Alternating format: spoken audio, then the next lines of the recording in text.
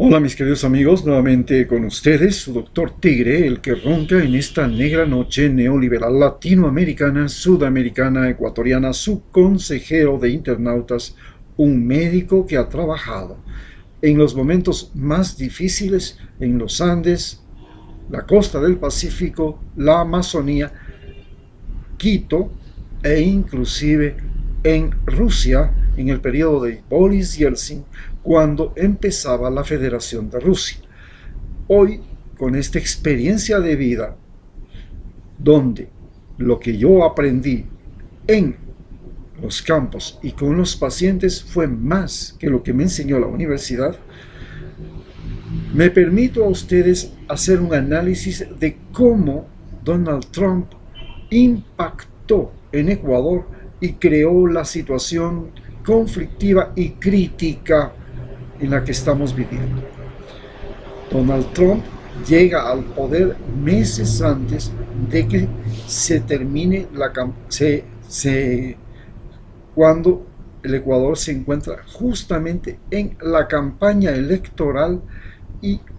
hace una fuerte influencia en la campaña electoral en la que gana Lenín Moreno. A los pocos días de haber llegado al poder, es visitado por Mike Pompeo, por toda la gente del staff de Donald Trump y lo seducen. Entonces Lenín Moreno se compromete a entregarles dos bases militares, la una muy codiciada desde la Segunda Guerra Mundial, la base de Galápagos, que la tuvieron en 1941 hasta 1946 en la isla de Seymour. Luego de eso, en 1946, son sacados de la isla de Seymour por el presidente Velasco Ibarra y logran volver a Ecuador, pero esta vez al territorio continental en Manta, donde hacen una base militar en Manta, que les entrega el gobierno de Yamil Maguad, que como premio recibe un derecho a estudiar en Harvard. Bien, una vez en posesión de la base de Manta, nos introducen a Ecuador en la denominada Guerra al Narcotráfico o Plan Colombia. Este Plan Colombia comienza en el año 2000 con George Bush hijo y tenía por finalidad que el ejército ecuatoriano sería el yunque y el ejército colombiano sería el martillo con el cual se eliminaría fundamentalmente a las Fuerzas Armadas Revolucionarias de Colombia, que eran las que controlaban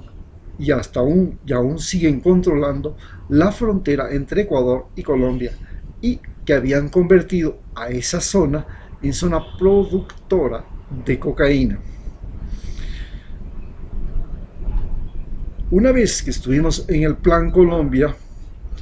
cuando llega Donald Trump, cuando llega Rafael Correa, salimos del Plan Colombia, sacamos a los norteamericanos en el año 2010, que se terminó el acuerdo, porque era por 10 años, y los norteamericanos se fueron y se establecieron en Colombia, con una base, con 7 bases militares. Y luego comenzamos un periodo en el cual Ecuador se oponía a las fumigaciones que se producían en la frontera para eliminar la coca, porque estas eran arrastradas por los vientos a los cultivos de los campesinos en Ecuador, destruyendo sus plantaciones, pero además produciendo enfermedades especialmente dérmicas y cáncer, porque era una fumigación con glifosfato. Ante esta situación, cuando llega Lenín Moreno, cambia la política de Rafael Correa, que duró 10 años, y nuevamente les entrega la base de Galápagos y la base de Manta. En Galápagos ya no están en la isla Seymour, están en la mismísima capital de Galápagos. Entonces, hoy el pretexto es que no tienen, entre comillas, militares estacionados en esas bases, sino que periódicamente, cada 15 días, llegan tropas norteamericanas y oficiales y tienen unos aviones AWAC con radares que les ayudan a monitorear, entre comillas, el tráfico por el Océano Pacífico, que ellos señalan es fundamentalmente de cocaína y de inmigrantes ilegales. Una vez que consiguen esto, le piden a Lenin Moreno la entrega de Julian Assange. Esto lo consiguen, pero además le garantizan a Lenin Moreno un gran apoyo. Este gran apoyo está dado porque dentro de su gobierno se introducen personas muy allegadas a la embajada norteamericana, como son María Paula Romo como ministra de Gobierno, Juan Sebastián Roldán como principal secretario del presidente, Osvaldo Jarrín como ministro de Defensa e Luis Hernández en el Consejo Interino de Participación Ciudadana. Todos muy ligados a la embajada. Ellos organizan, junto con los medios de comunicación de Ecuador, una persecución política con la expresa finalidad de evitar el retorno de Rafael Correa o de los correístas al poder. Para esto, la primera cosa es destituirle al vicepresidente leal a Rafael Correa, Jorge Glass, y ponerlo en la cárcel.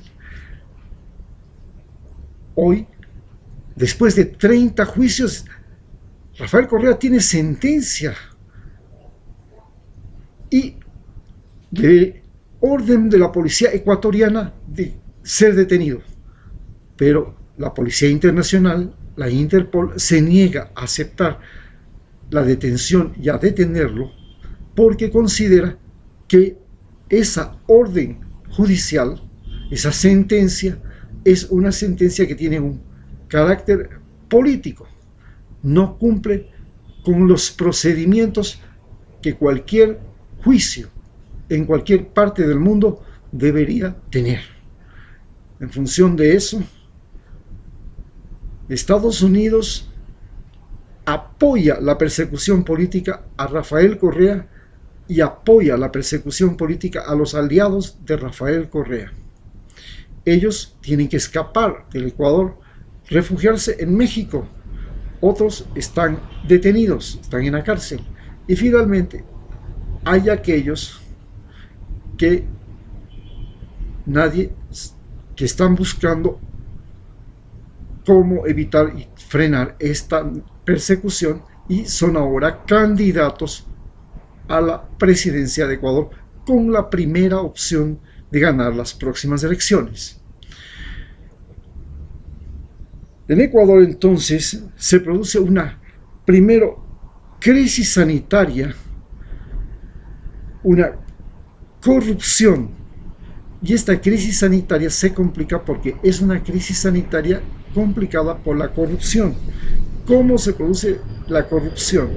La gente a la que apoya Donald Trump, que son la derecha ecuatoriana y el partido Alianza País, más el movimiento indígena Pachacútec,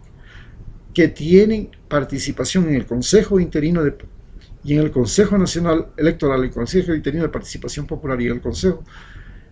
todos ellos, y que fueron beneficiarios de la sede de UNASUR,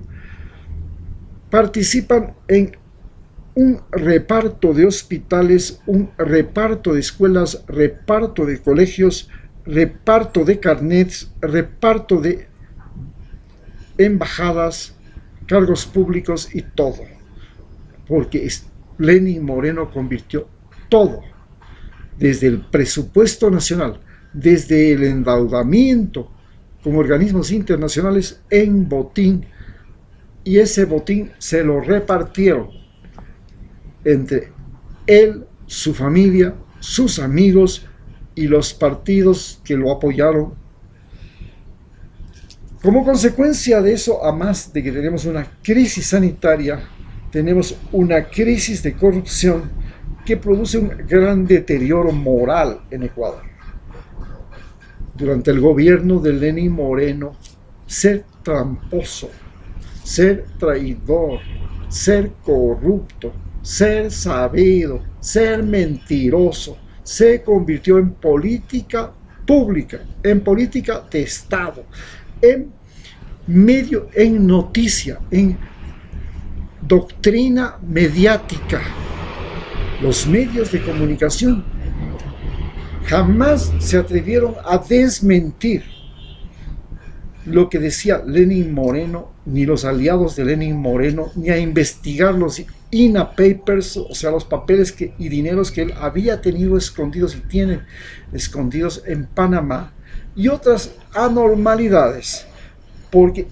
tanto los medios como la embajada norteamericana, el ejército, la policía, la justicia, todos hicieron equipo para evitar el retorno de Rafael Correa. Como consecuencia, la crisis económica producida por, primero, las medidas del Fondo Monetario Internacional, que incluían reducción del tamaño del Estado, esto es, sacar a todos los trabajadores de las empresas y servicios públicos que sea posible, produciendo un desalojo de más de 70,000 trabajadores, que significan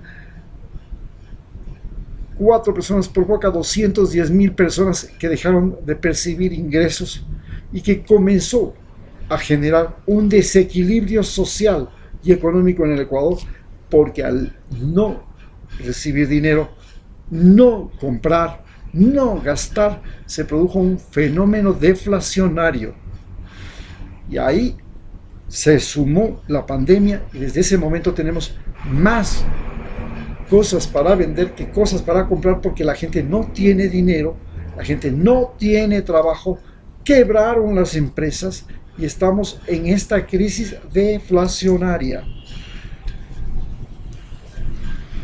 Finalmente, Donald Trump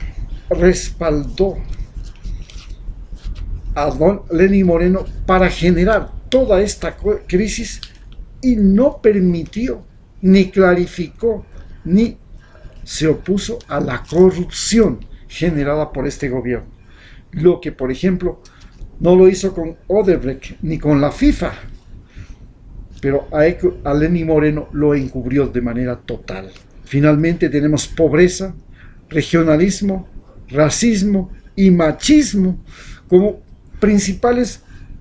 factores de la crisis social que estamos viviendo, y una crisis humanitaria que empieza cuando nuestras personas más capacitadas, más inteligentes, salen del país a buscar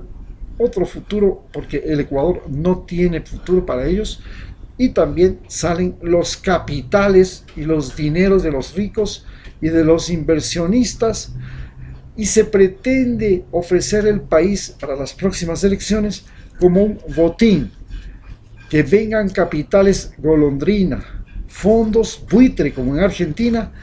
saqueen el país, exploten a la población en su trabajo, exploten a los compradores con precios de productos importados, con créditos, con endeudamiento, tanto del Estado como privado, y generar así